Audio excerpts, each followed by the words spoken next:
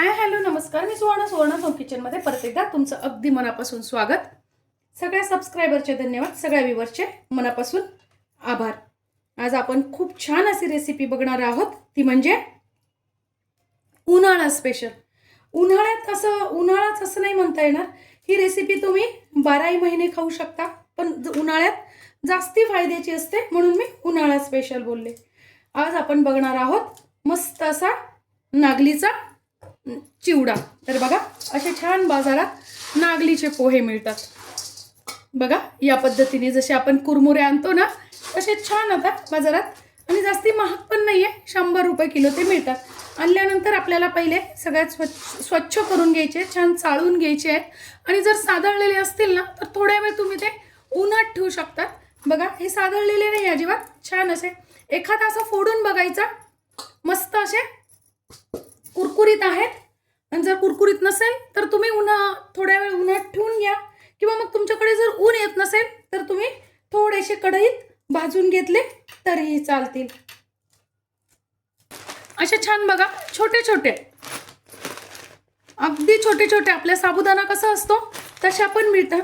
या तुम्ही दुधात भिजवून खाऊ शकता, छान असतात. लहान मुलांनाही देऊ शकता. नागली खूप पौष्टिक आहे, आपल्याला सगळ्यांना माहिती आहे नागलीचे फायदे.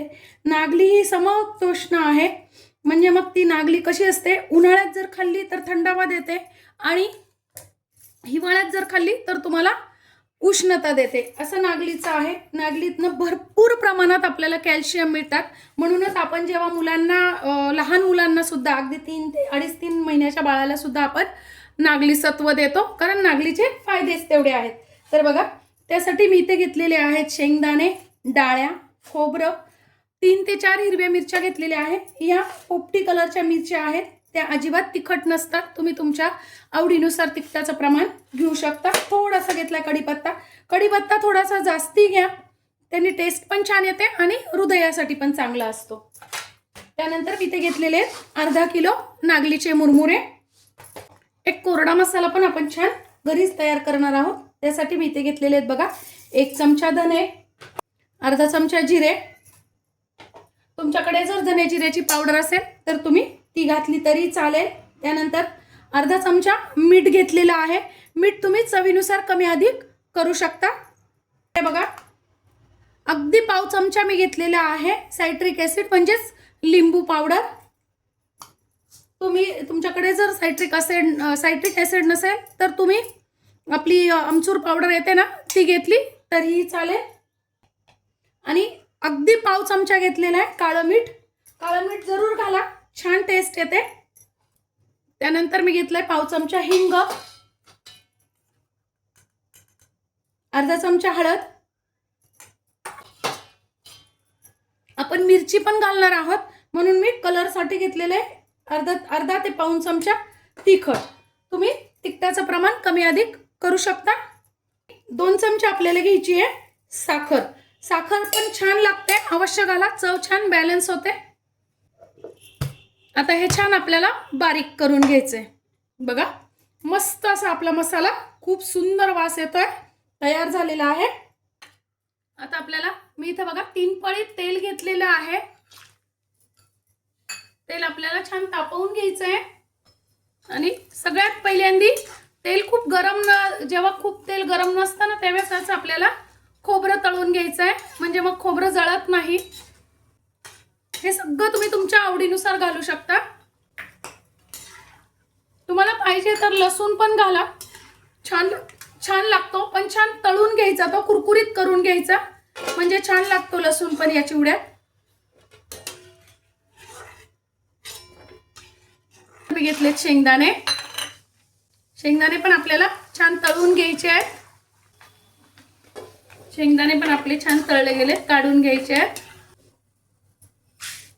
डाळ्या पण आपल्याला छान अशा 2च मिनिटं तळून घ्यायच्या. डाळ्या भाजलेल्याच असतात, पण तळल्या की अजून छान लागते टेस्ट पण, आणि कुरकुरीत पण होतात छान.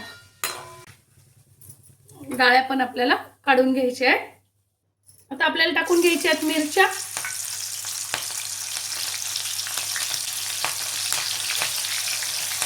आणि कढीपत्ता. मिरच्या छान कुरकुरीत होऊ द्यायच्या आहे, नाहीतर मग जर मिरच्या तुमच्या जर ओल्या राहिल्या ना तर चिवडा सादळू शकतो. त्यामुळे मिरच्या छान कुरकुरीत होऊ द्यायच्या आहेत. आता मिरच्या आणि कढीपत्ता छान कुरकुरीत झालाय. मी गॅस बंद करून टाकलेला आहे. आता तळलेले हे जे पदार्थ आहेत ते त्या चिवड्या याच्या मुरमुऱ्यावर घालून घ्यायचे आहेत आपल्याला. आणि आपण जो मसाला केलेला आहे ना तो पण घालून घ्यायचा आहे. आपण अगदी प्रमाणात केलेला आहे, त्यामुळे सगळंच घातला तरी चालेल.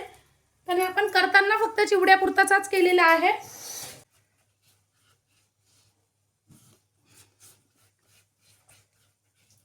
आणि आता हे छान मिक्स करून घ्यायचंय बघा.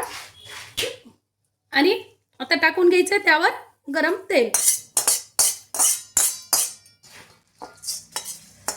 आता थोडंसं आपण जेव्हा हे तेल टाकतो ना त्यावेळेस तो मसाला छान चिटकला जातो सगळीकडे मुरमुऱ्यांना. बघा या पद्धतीने मस्त लागला जातो. लगेच कलर पण बदललेला आहे. आता हे छान आपल्याला मिक्स करून घ्यायचं आहे. बघा किती मस्त असा कलर पण खूप सुंदर आलेला आहे. छान असा आपला चिवडा तयार झालेला आहे. खमंग, कुरकुरीत आणि अतिशय पौष्टिक. मुलं काय करतात, अशी नागली खात नाही, पण तुम्ही असा चिवडा करून मोठ्यांना मुलांना दिला तर मुलं आणि मोठे नक्की खातील. सध्या मुलांना उन्हाळ्याच्या सुट्ट्या पण चालू आहे आणि पौष्टिक आपण देण्याचा नेहमी आईचा प्रयत्न असतो. बघा मस्त असा आपला चिवडा तयार झालेला आहे. आजची ही माझी रेसिपी, ही व्हिडिओ तुम्हाला कशी वाटली कमेंट्समध्ये नक्की सांगा. चॅनलवर नवीन असाल तर चॅनलला लाईक, सबस्क्राईब आणि शेअर करा. धन्यवाद.